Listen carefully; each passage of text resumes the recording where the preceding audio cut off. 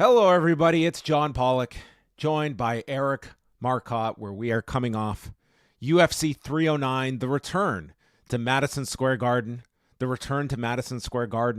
of Michael Chandler after 2 years away, the return to the octagon of Stipe Miocic after nearly 4 years, the return to the octagon of Jon Jones, and the return to Madison Square Garden for the Republican Party. Hello, everybody. Welcome to the show. Eric, how are you today? I'm doing mighty fine today after a nice 7 hours of the Republican Party's victory lap.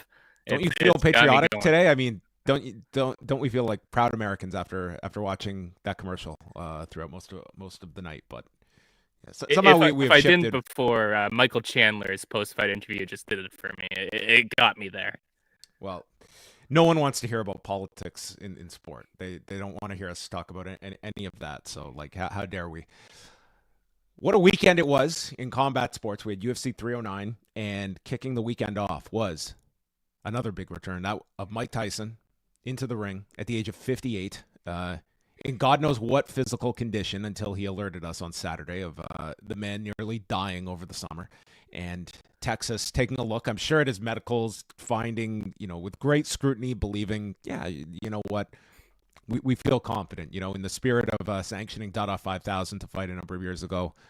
What are 8 blood transfusions? Do you want to, I'm going to let you lead things here. Do you want to go talk about Tyson and Paul first, or UFC 309? What direction shall we go in, Eric? Let's go in chronological order here. Let's start with Jake Paul and Mike Tyson.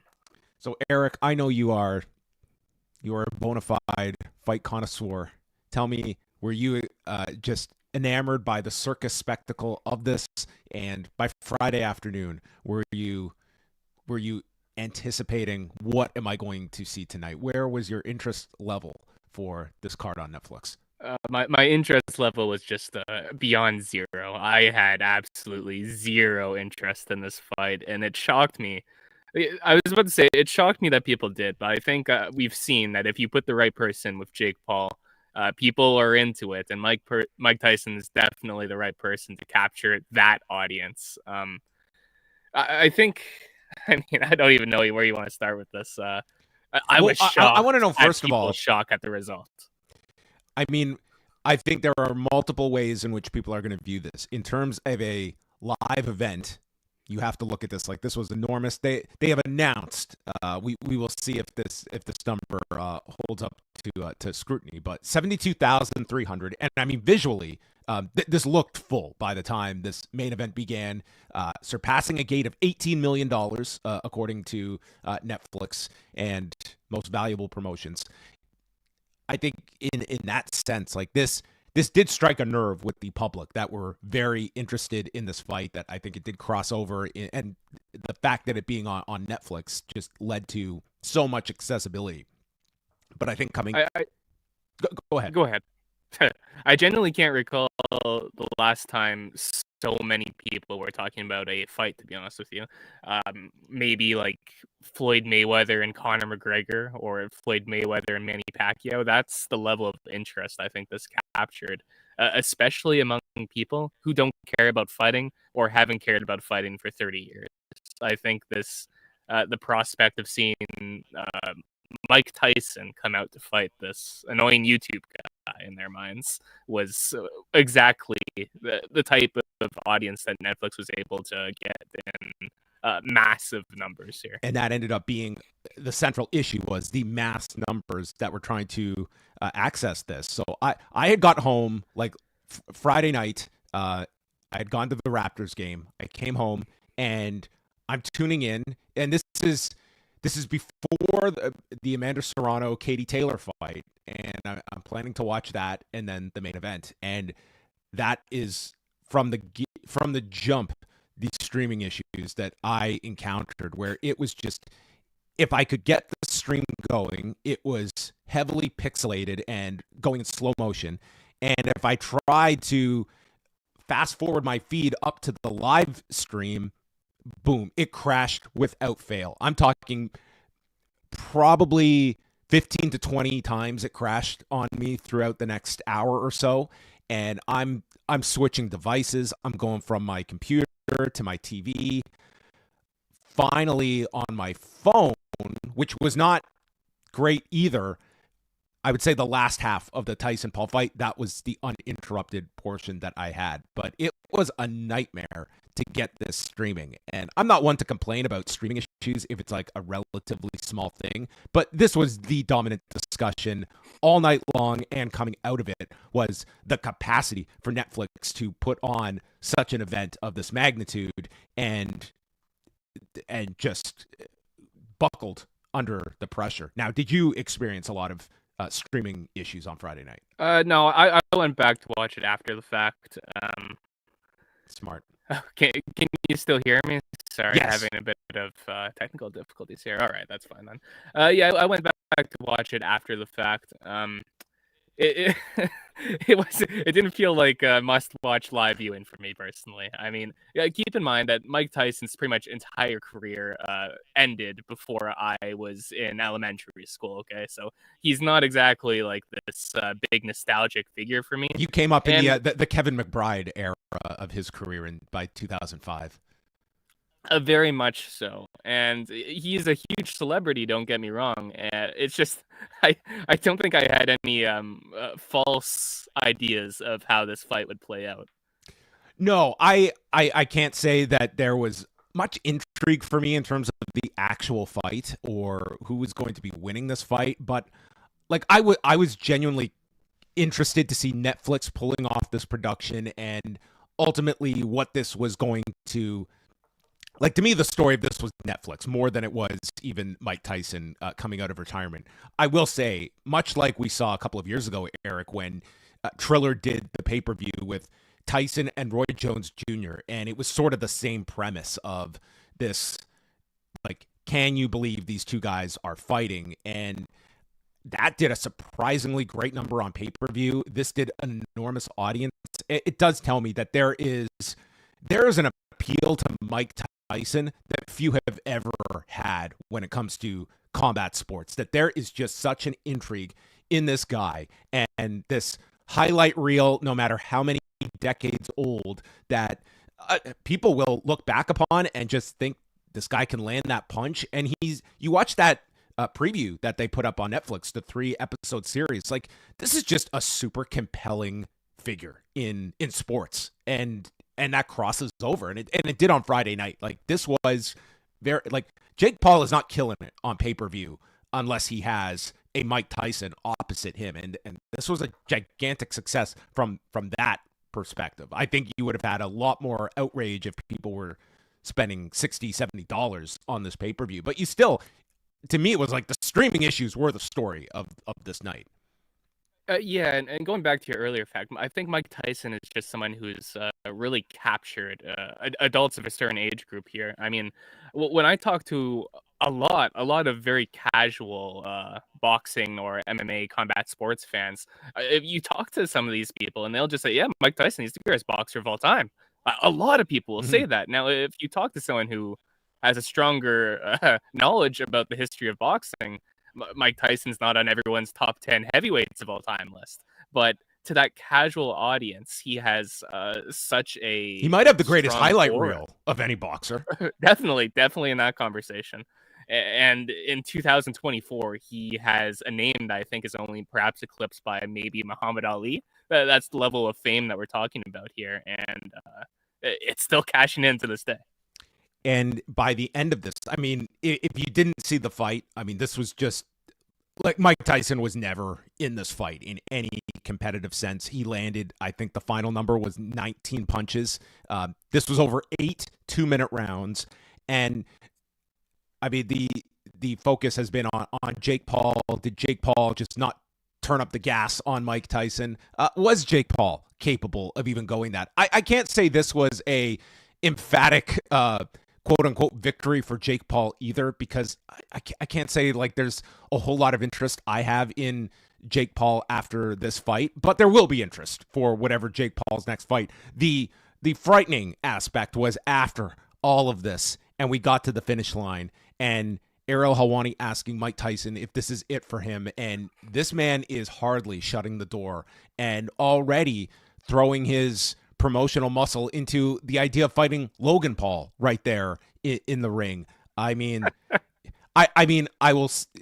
We can say all we want about God. How could they trot this out again? The fact is, if Mike Tyson is fighting at 59 a year from now against Logan Paul, we're going to go through this same thing over again. And it sounds preposterous, but I mean, the audience just seems to they have an appetite for Mike Tyson. And if you space it out enough years, people come back for more. And it would be puzzling after watching a contest like Friday night, where this individual should not be in any kind of sanctioned boxing event. No, definitely not. It seems almost criminal, the fact that he was sanctioned to actually compete here, but the interest would definitely be there.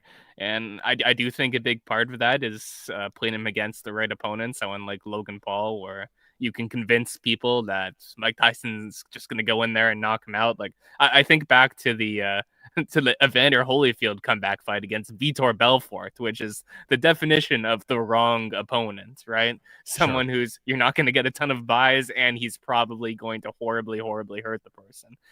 You don't really have that with Logan Paul, for example, and it's something that people will definitely buy into, even though they saw what Mike Tyson looked like here. Mike Tyson's statement that came out on Saturday: "This is one of those situations when you lost but still won. I'm grateful for last night. No regrets to get in the ring one last time. I almost died in June. Had 8 blood transfusions, lost half my blood and 25 pounds in hospital, and had to fight to get healthy to fight, so I won. To have my children see me stand toe-to-toe and finish 8 rounds with a talented fighter half my age in front of a packed Dallas Cowboy Stadium is an experience that no man has the right to ask for. Thank you."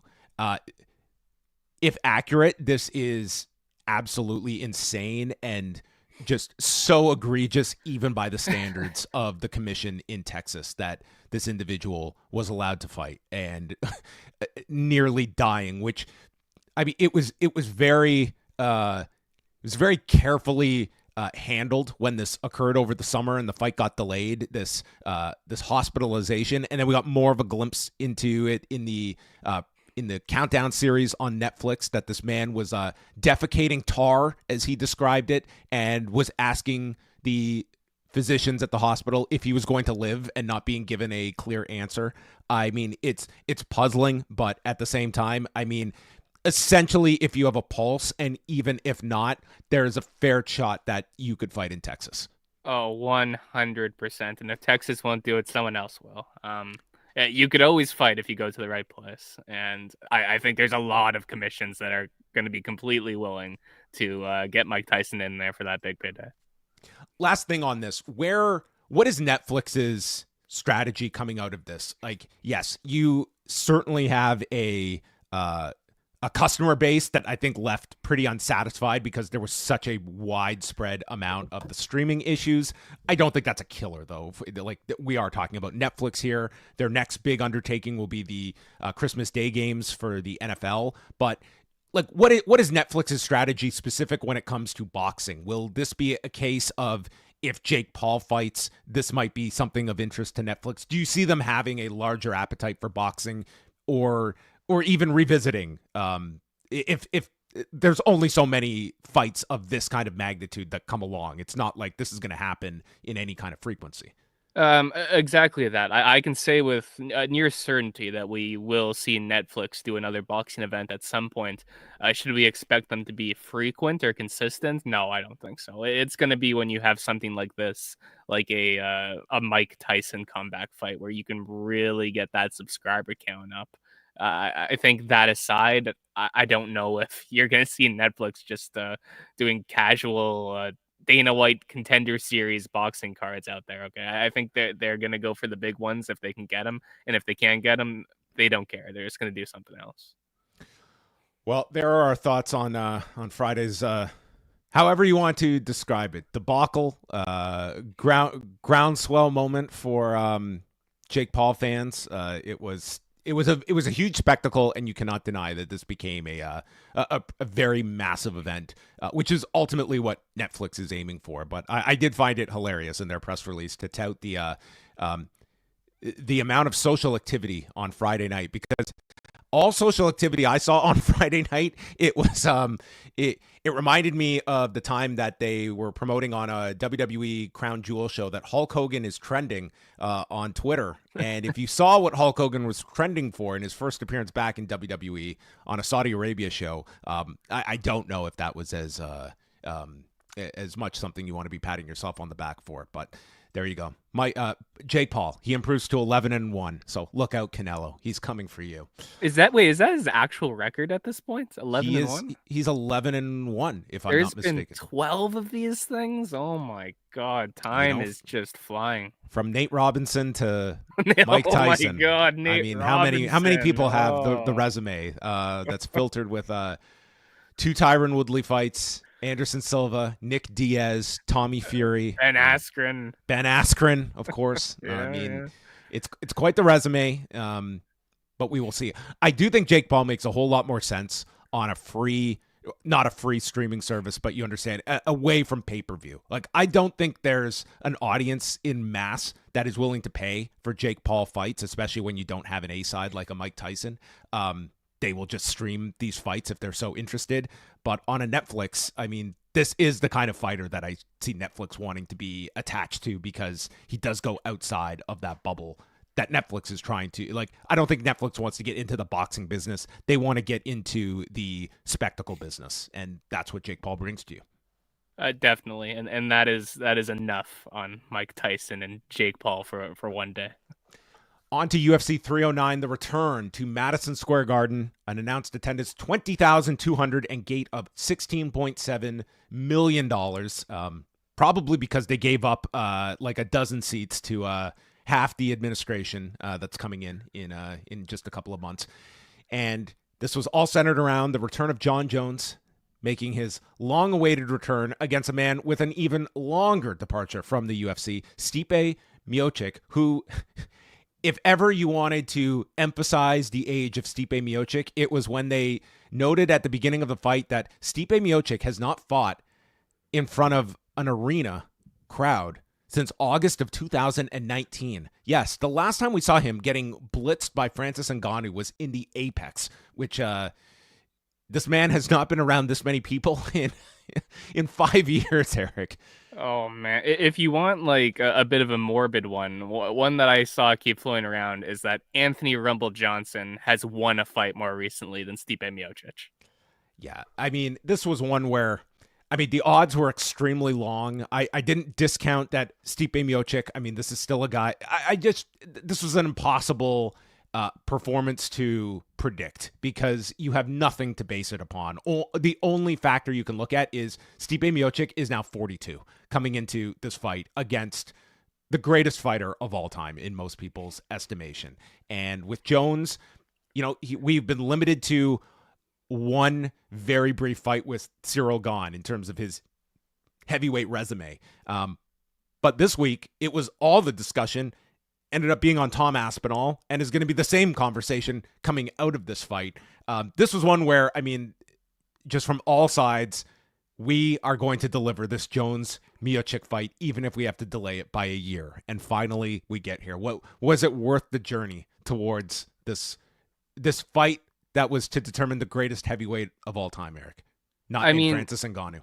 I remember this time last year when the fight got canceled and they replaced it with Tom Aspinall and Sergey Spivak, and I think the other one was like it was an Alex Pereira fight, maybe against Yuri Prohashka, and just like it was Sergey Pavlovich with. Oh, okay, yeah. Sorry. And I was so much more excited for those fights because I was thinking, wow, you know, Jon Jones, Stipe Miocic, it's a bit of an old man fight. That's. A year later did not help things. I wasn't into this fight at all by this point, and there was a time where I would have been super into this fight. Like, I think it would have been a super compelling matchup just maybe 5 years ago. But I wasn't into this. It felt like most MMA fans weren't into this, and it felt like there were certain people promoting this fight who were very upset that people weren't into this. Well, the fight began with Miocic that, man, I can't say there was too much of this fight that you would have had any kind of belief in Stipe pulling this out. I mean, he came out and he landed a right hand counter. And I think that was his window of opportunity in this entire fight, because then Jones starts kicking at the body. His kicks were excellent throughout this fight, and they would be punctuated by the end of this. And it's just breaking down Stipe, and you can see him getting more sluggish as he's absorbing these blows and gets blasted with an elbow after being taken down. And Jones assumes this dominant position, and he is ripping apart Miocic with elbows from half guard. Miocic does recover full guard, and then Jones decide where he lands more elbows. I thought a 10-8 opening round. Like, Jones just decimated him in this first round. It nearly was on the verge of being stopped, and I would not have had that a giant issue. I think had his had his head been split open as we had seen on the undercard, maybe we would have seen Herb Dean use some discretion here. A very clear 10-8 round for Jon Jones. I mean, Stipe looked like he was underwater here. So slow, and he didn't look like an active fighter. There was not any drama here. We were not going to see a Michael Chandler like burst of energy as this fight would wear on. Miocic is much slower in the second. It's Jones with a counter left, and then boom, with more kicks, lands a knee from the tie clinch, and then Miocic would get like these single shots in, but there was no follow-up, no combinations, not really mixing up his shots. And then we start to see Jones executing a spin kick to the body, which he would later state is something that he has been, he specifically got a Thai coach that would come to his home, and he would drill these 3 hours a week from both stances and just try and perfecting these spin kicks. I was wondering if maybe he had incorporated maybe Jushin Thunder Liger tapes to his arsenal here that he was looking at. Jones in the third round, it was a Jones second round, I think, to no one's surprise. And the except third round on one judge's scorecard. Yeah. Are you joking, or are you? No, I am serious with you. Stipe Miocic won that round on the judge's scorecard. What?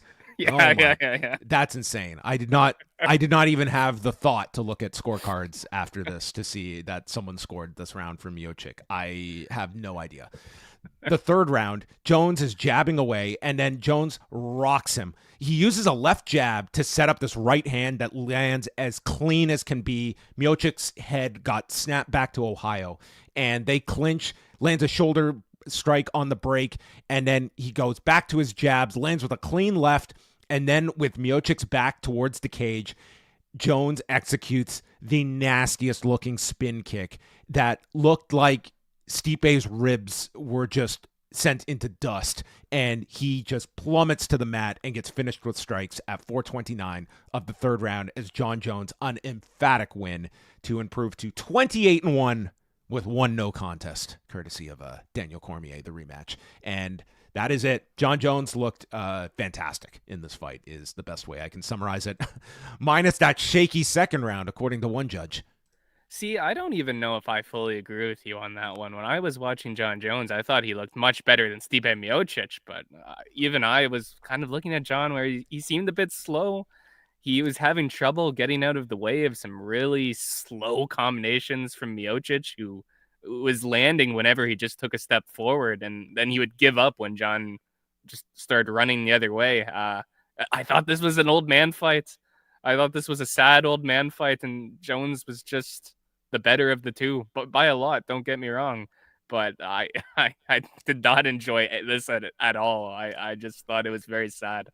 I was definitely a lot higher on Jon Jones' performance than you were. I mean, yes, he is absolutely slower at 238 pounds, but I just thought he was just in a totally different league than Miocic here. And I don't know if this, I think this is a better indication of Jon Jones at heavyweight than we got with Ciryl Gane. We got a bit more here, but I think there's still a certain level of like incomplete to this heavyweight career that featured like a blitzing of Ciryl Gane, who had terrible fight IQ, and a 42-year-old Stipe Miocic that I just think was never in this fight at all.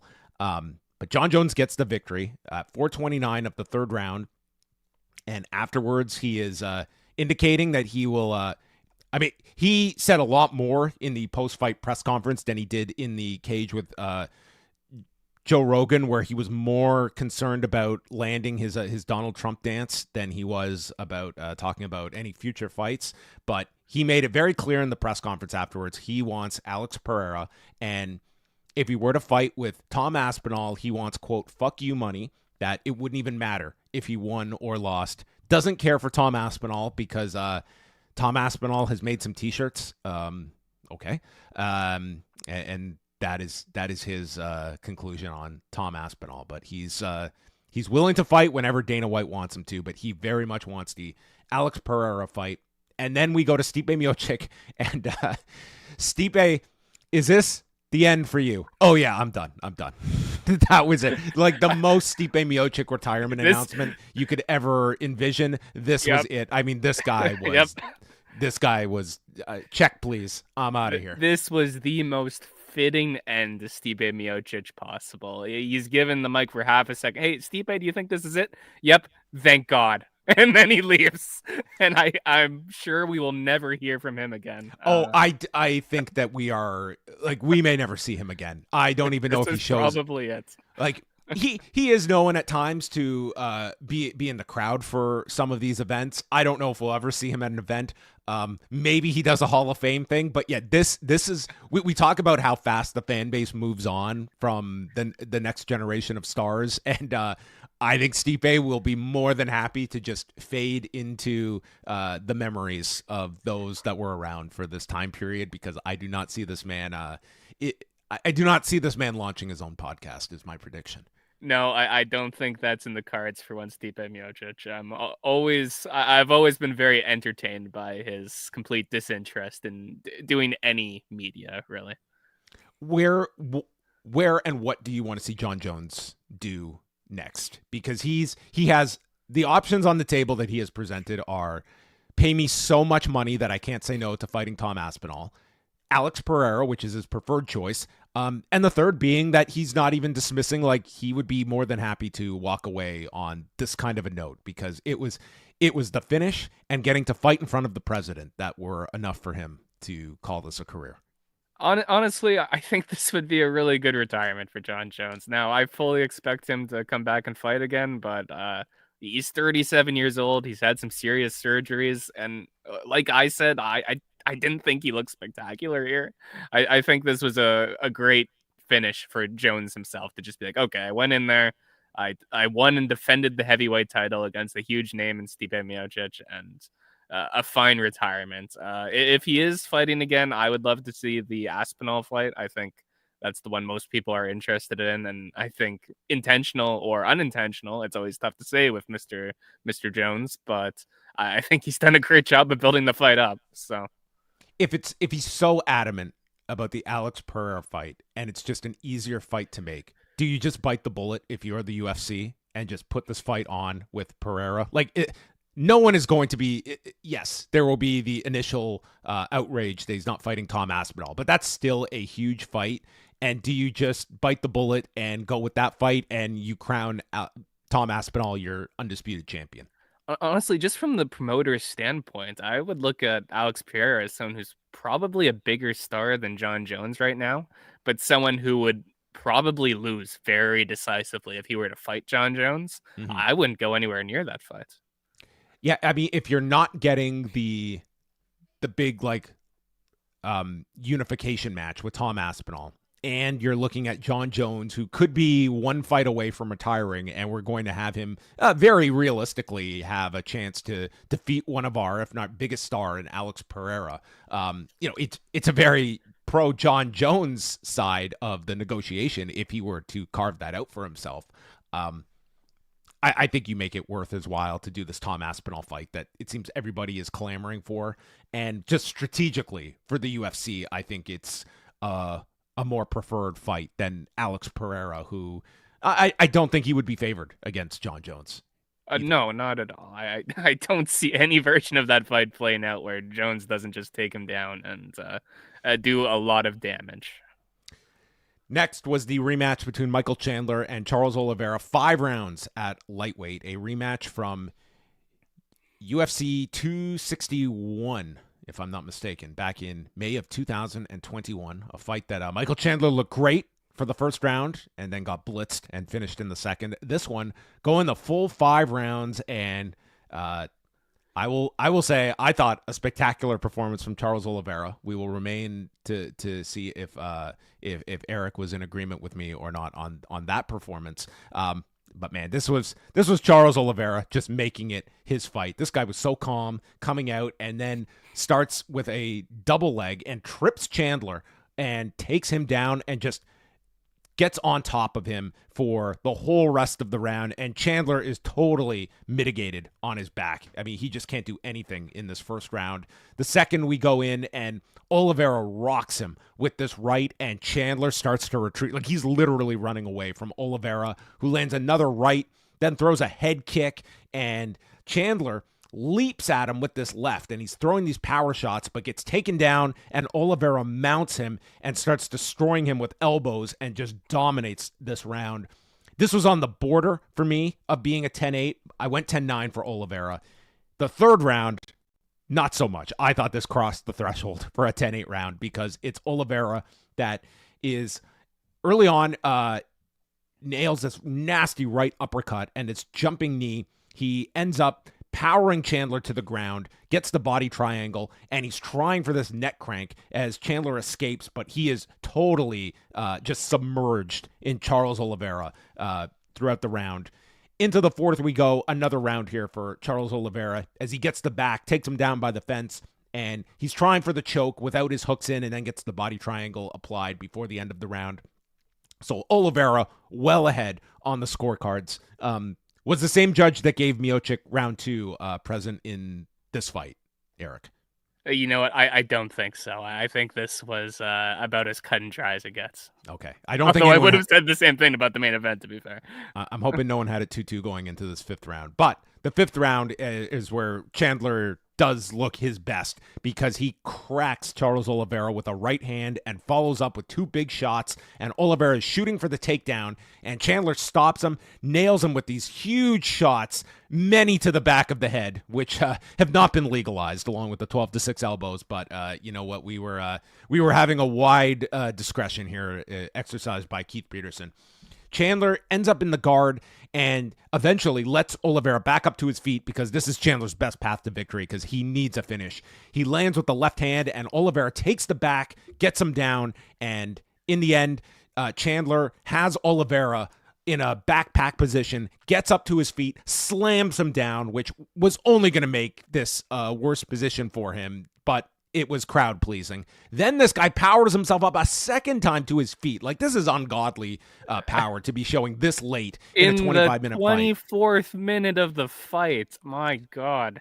Like, this was such a perfect encapsulation of Michael Chandler. Like, this was in no way going to enhance your ability to win this fight, but goddamn was it entertaining. And that's what he did, slamming him a second time. So Chandler does win the fifth round, and I had it 49-45. I gave the third round 10-8 to Oliveira, and scores were 49-46 twice and 49-45 for Charles Oliveira, who just turned in a fantastic performance. And with Michael Chandler, this guy is not going to fight for a lightweight championship. I put the asterisk next to that there could always be an injury, and it would not surprise me if this guy got the emergency phone call, but he's just going to be booked in crowd-pleasing, entertaining fights as long as he wants to continue. But at 38, I thought this was kind of make or break. If this guy had any hopes of fighting for a championship again, I don't think that's going to be in the cards for him, but you could argue he came out just as popular, if not more, than he came into this fight, because he is... he was like the star of the post-fight too, because he got on the mic and he just lined up the next year of fights that he wants to have. Yeah, I don't even know where to start with all this. This was just a phenomenal fight. Very, largely a dominant performance for Charles Oliveira, who, I mean, even when he got rocked and dropped in the fifth round, I was never concerned that he was on his way to losing this fight, because it just feels like part of the Charles Oliveira experience at this point. He's going to get brutally rocked and eat some heavy ground and pound, and he's probably going to recover and come back in like a minute's time. So you get used to that. But a great performance from him, far less competitive than the first fight, but Michael Chandler hits so hard, and Charles Oliveira is so there to be hit, that my attention was never lost here. I thought this was so much fun. Yeah, Michael Chandler probably never going to fight for a title. I'm pretty sure he has a losing record in the UFC. It doesn't really matter. The guy is here to entertain, and he does that every single time. 2-4 in the UFC is Michael Chandler. And with 2 losses now to Mr. Oliveira. I don't know if this win does anything for Charles Oliveira, but, he's a remarkably entertaining fighter in his own right and one of the absolute best in the world. So it wouldn't shock me if they do end up sliding him in for another title shot soon. It appears to be Islam Makhachev and Arman Tsarukyan in January. So, I mean, timing-wise, if one of them turns around quick, Oliveira would certainly be, I would say, on the short list to fight again. I don't know. It's one thing to look this great against Michael Chandler. In a potential rematch with Islam Makhachev, I don't know. That's a very tough fight for Charles Oliveira. Harder to sell that one, but if Arman Tsarukyan is the one who gets his hand raised, I mean, Charles Oliveira almost beat him not long ago, so you could easily sell that rematch. A great fight, and this was given the fight of the night bonus that they received. Yeah, and, shocking. And yes, Michael Chandler calling out Max Holloway and Conor McGregor as well, which the timeline now, as the man is involved in a civil trial at the moment, Dana White stating Conor will come back late 2025, which, I mean, could literally mean anything. I would put no stock into any. Put zero stock in that. Yeah, I just have, I refuse to engage in any Conor McGregor speculation. Paul Craig against Bo Nickal. What a fight this was for the audience at Madison Square Garden. So Bo Nickal coming into this, a minus 1,200 favorite. These odds were so crazy all week that earlier in the night, there was a graphic the UFC put up, and it listed Paul Craig as a plus 7,050 underdog. And I totally bought this was legit as well when I saw this. I was like, maybe the odds have swung to such a degree that this is how much Paul Craig is. He was a plus 750 underdog. And but yes, even the broadcast, they saw plus 7,050 underdog, which would have been, I would have, I'm not a gambler, but maybe money's going down. Going down. I would have taken a flyer on Paul Craig here against your minus 1,200 favorite, 6-0 Bo Nickal, who was, another person just extremely excited to be performing in front of the President of the United States.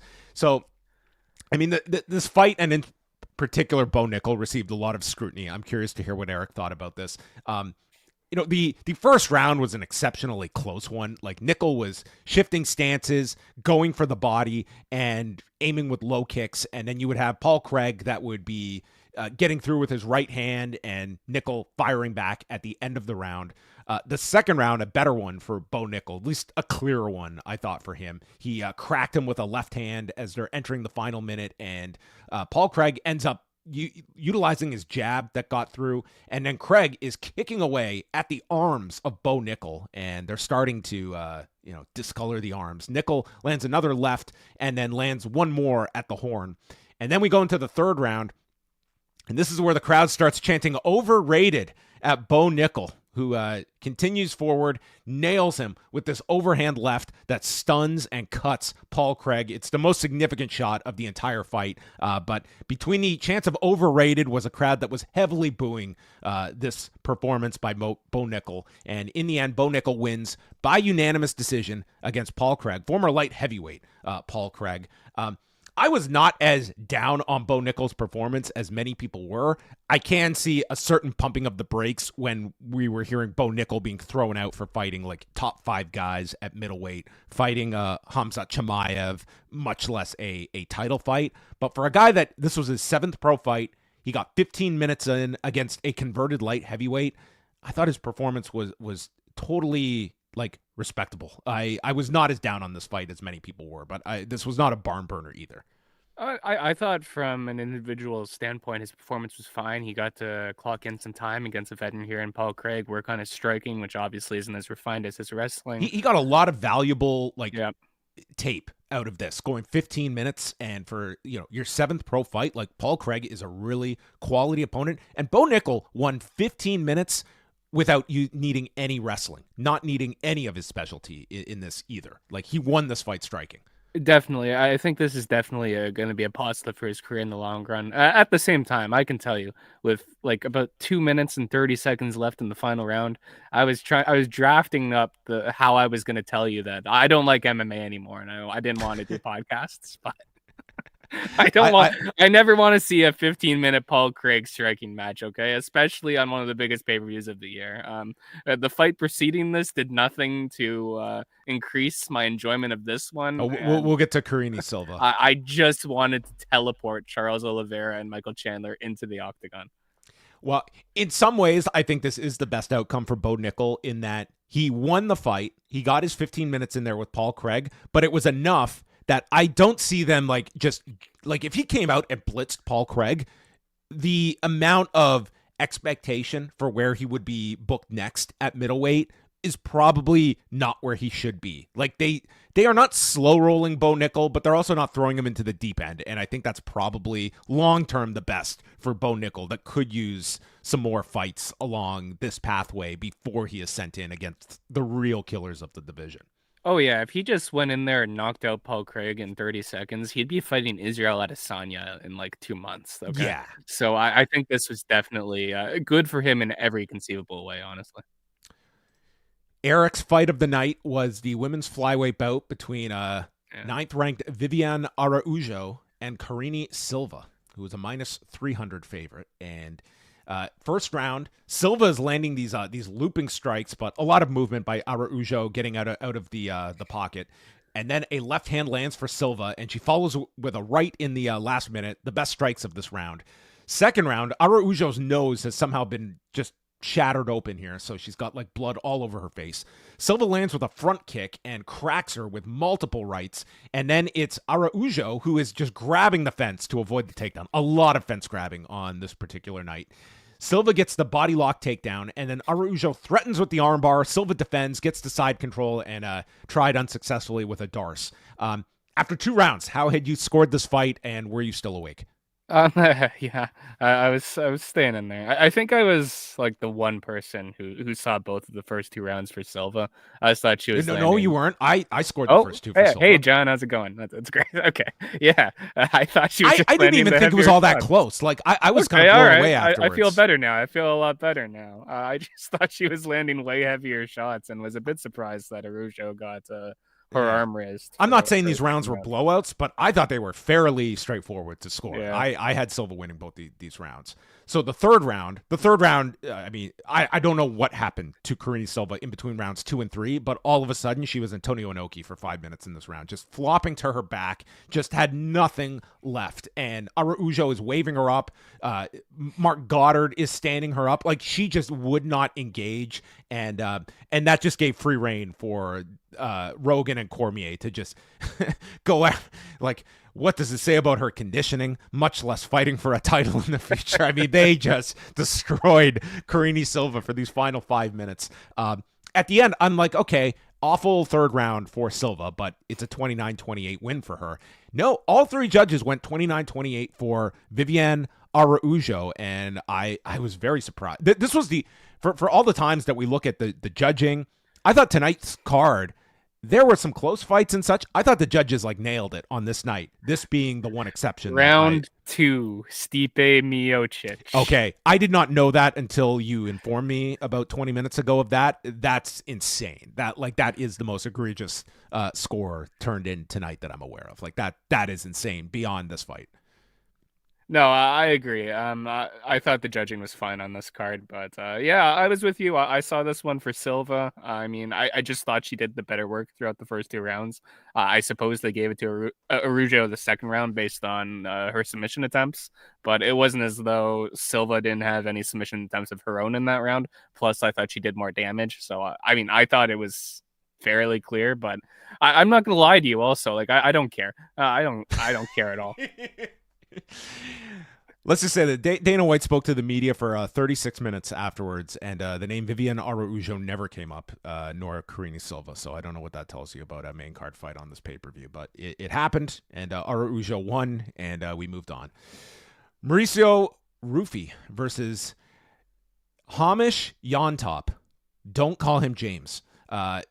This was supposed to be at lightweight, then was made into a 165-pound catchweight bout, and Llontop managed to miss the catchweight by 1.2 pounds. So he comes into this a plus 600 underdog, eliminating himself from a bonus contention. But to his credit, he put forth a great performance here and took a ton of damage. Maybe his orbital bone was shattered in this fight, quite possibly. And it was all the more compounded by the fact that his eye was swelling to such a degree on top of his Uzi of a tattoo he has on said eye. Yeah, quite the look, honestly. You know what? It was a very solid performance from Ruffy here. I thought he showcased some pretty cool striking. Definitely woke up the crowd at some points with some of his creative shots. Got a bit tired by that third round, and Llontop was able to mount a bit of a comeback there, but just couldn't quite do enough to force a finish. A fine opener. I mean, it was fine. Like, I think we've really been spoiled with some of these MSG cards these last few years, and some of these fights just weren't ones that you would expect from what has traditionally been one of the biggest UFC cards of the calendar year. Well, I don't know why everyone keeps hammering everybody about when is Conor McGregor coming back. I mean, you got Mauricio Ruffy here. Oh, they were really pushing that on commentary. Like, oh, look at his stance. That's the Conor McGregor stance. I think that's where the comparisons end. But Joe Rogan and Daniel Cormier were really into that. Yeah, I mean, Ruffy won the first two rounds. I mean, he packed a ton of power, and to his credit, Llontop took a ton of damage here. And then the third round, Llontop won the third round. He's using a lot of inside low kicks, and Ruffy just slowed down. I mean, he puts a lot of he just puts so much into his striking, and he was not ready for 3 full rounds here. And 29-28 for Mauricio Ruffy, who improves to 11-1. But he was a minus 900 favorite, and I wouldn't say this was. He called out Benoit Saint-Denis afterwards. So that was like the story of the main card, honestly. Like, every single fight other than Michael Chandler versus Charles Oliveira, which Oliveira was still a sizable favorite in, had a massive favorite against a massive underdog. I think that's kind of why I was so disinterested in this card. There wasn't interesting matchups. Well, let's kind of just blitz through the undercard with some of the highlights here. Jonathan Martinez took on Marcus McGhee. Marcus McGhee, who they were just blown away that this man competes at bantamweight. He was just gigantic for the weight class. Similar story here. Like, McGhee won the first 2 rounds, and Jonathan Martinez, for all the talk about Jon Jones' fight IQ, this was the polar opposite. Like, Jonathan Martinez, it almost felt like he was, how can I lose this fight? And in the third round, he is going for the leg kick, and McGhee responds, lands his own combination. And so at the end of the second round, Martinez had been landing these leg kicks, and McGhee, right at the end of the round, he is limping to his corner. And it wasn't enough for Martinez to win the second round on my card, but the third round, like, there was a very clear target for Martinez, and you think he's going to go after it. And he hits this leg kick, and McGhee can't even stand on this leg. So what do you do when you're facing a one-legged man? You clinch against the fence. And I was just blown away. Like, you could very realistically end this fight and prove Cecil Peoples wrong. But instead, Martinez just clinched him. And yeah, you won the round, but you lost the fight 29-28. And it was just a puzzling decision by Jonathan Martinez, who essentially beat himself in this fight. Because I just thought McGhee is not going to make it to the end of this round. His leg was shot by the end of the second. This was an uncharacteristic performance from Jonathan Martinez, who's typically a very he's a very good fighter, honestly, very good. But he was off here. He was off for the entire fight, and you can tell from the very beginning. And the commentators are speculating perhaps that was, as a result of his last fight where he did get beaten fairly decisively by a possibly 45-year-old Jose Aldo. And maybe Aldo told him afterwards, he's like, you know what? Leg kicks really overrated. That's why I don't do them anymore. I mean, that, like, oh, that okay. seems possible, doesn't it? But I'll take those out now. Yeah, if a guy's limping, it's just a tell. Don't put any stock into it. That's the time to clinch. A good win for McGhee, but Martinez is definitely a better fighter than he showed here. Yeah, sometimes it's like instead of a fighter winning, it's the other fighter that lost the fight. And that felt like this one with Jonathan Martinez. Jim Miller. Versus Damon Jackson. All right. This was Jim Miller, who already holds the record for most fights and most wins in the UFC, and manages to extend both those numbers by one after absorbing some front kicks. And then Damon Jackson, taken from the Jonathan Martinez school, dives in and pretty much gives Jim Miller his neck on a platter. And Jim Miller squeezes on this guillotine as he takes him down to the mat. And Damon Jackson submits at 2:44 of the first round. And Jim Miller, at the age of 41, wins in his 56th pro fight. And noting the fact that he has now had 45 fights in UFC history, he wants to fight to at least 50. And I mean, this man just continues to defy logic. He has now won 3 of his last 4. Yes, he is fighting a certain level of talent, but I don't care that, like, this guy is still, you know, your Gabriel Benitez's and Damon Jackson's of the world is fine for a Jim Miller to be fighting. And then gave his his very nonpartisan post-fight speech that even Joe Rogan felt like, let's cool it down on the politics, was kind of Joe Rogan's response here, which was comical.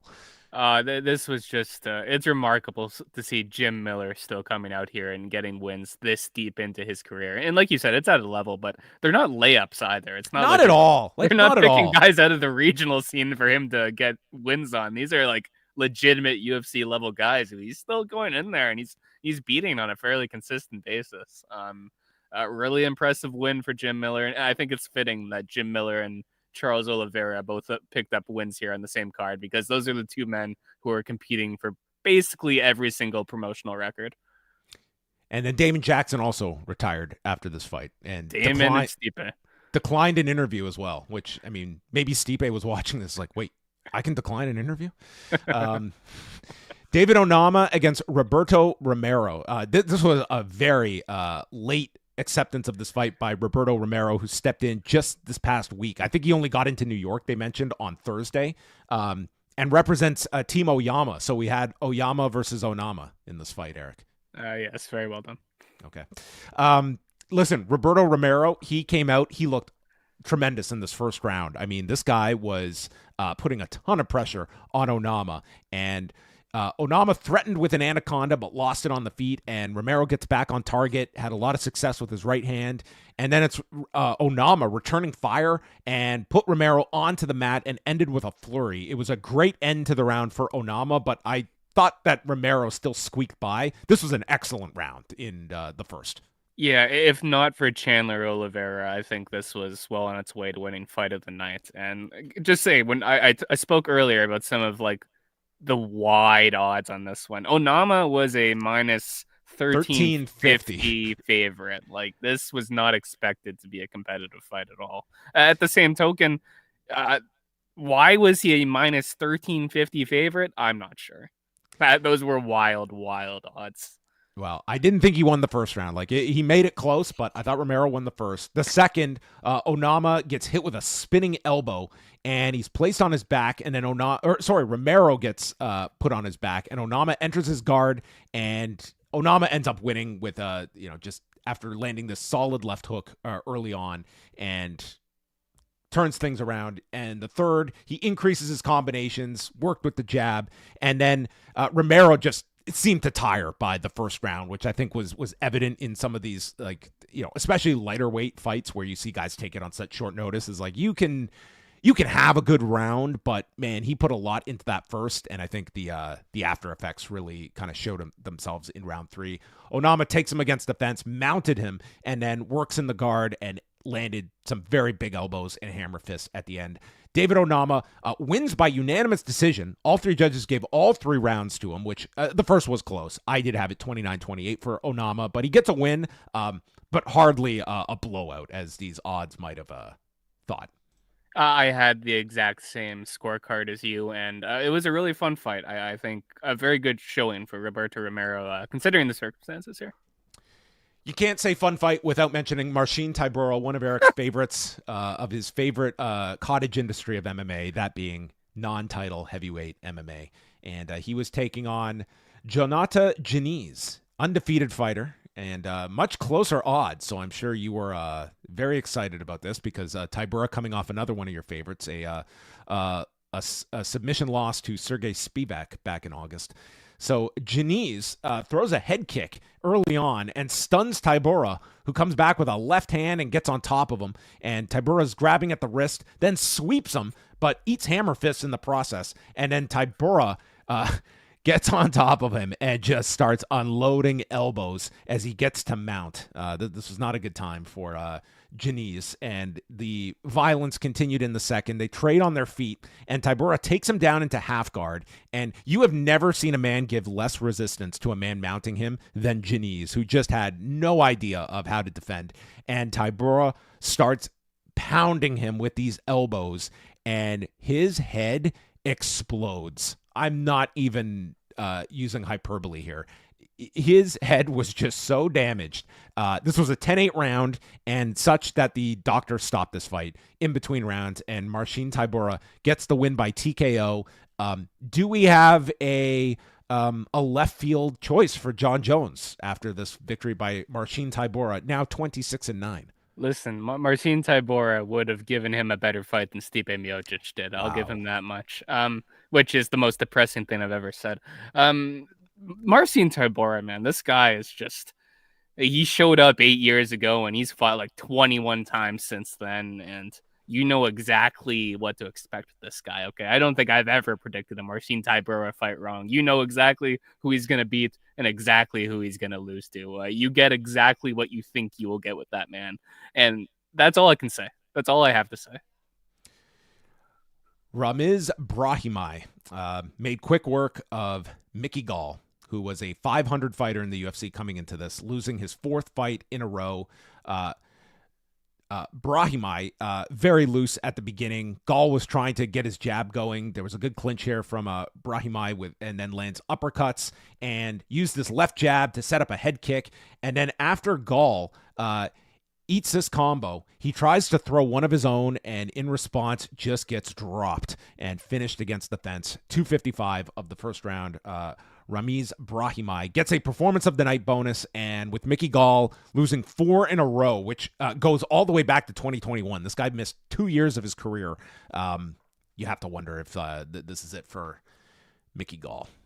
Yeah, I mean, I don't really know what to expect from him. Though on a roster of like 700 fighters, I don't know. It used to always be, four losses in a row would be it, but now everyone, I mean, this guy could headline an Apex card. He has a name from the like CM Punk and Sage Northcutt fights, so you can always just throw him in there somewhere. I don't know. I'm like this isn't high level. Give me that deep analysis of this. Brahimaj, it was a really good knockout. Okay, I think that was your takeaway from this one. I mean, I don't know. I don't really care about this. I don't. This is tough to talk about, honestly. Well, we'll move on. Oban Elliott knocked out Bassil Hafez at 40 seconds of the third round. Very close first round. Second, Elliott was just piling up body and leg kicks, and Hafez having a lot of trouble just getting his shots over. And then in the third, it's Elliott who drops him with a right hand and proceeded to hit a pair of punches, which might have knocked out Hafez and then woken him up. So just for good measure, nailed him with 6 hammer fists until Mark Goddard was like, I think this one's over. So Oban Elliott gets the victory in the third round. He has now won 8 in a row, and this was his third win of 2024. Look good here at welterweight. Fine undercard fight. Did this meet the Eric Marcotte level of approval for a early prelim bout? Yeah, it did. I thought it was a fine fight and a decent performance here from Oban Elliott, complete with a strong finish there in the third round. Yeah, there wasn't a ton of finishes as this card wore on, so you really had to savor these early ones. No, and if you were tuning in early, if you had tuned in at 6 o'clock when this was supposed to start, you would have learned that Chris Weidman was removed from the card after his opponent, Eryk Anders, came down with a medical issue. Both men had weighed in on Friday, so that fight was scrapped. Chris Weidman did post a video. I mean, he did terrible. For a guy at 40 Chris Weidman doesn't have too many fights left, and man, you did your whole camp. Chris Weidman probably was on the brink of death for his weight cut, as per usual, and doesn't get a fight at the end of it. I mean, pretty tough pill to swallow. So that fight was removed at the last minute. So opening things up was Veronica Hardy and Eduardo Moura, with Moura winning by unanimous decision. I had it 29-28 for Moura, winning the first two, and Hardy the third. The highlight of this fight being Joe Rogan just non sequitur. What happened with switching to the old gloves? What's going on? And basically Cormier gave out all his theories, and then Jon Anik explains to us that the old gloves are going to be used for the rest of the pay-per-view cards this year, meaning one more card.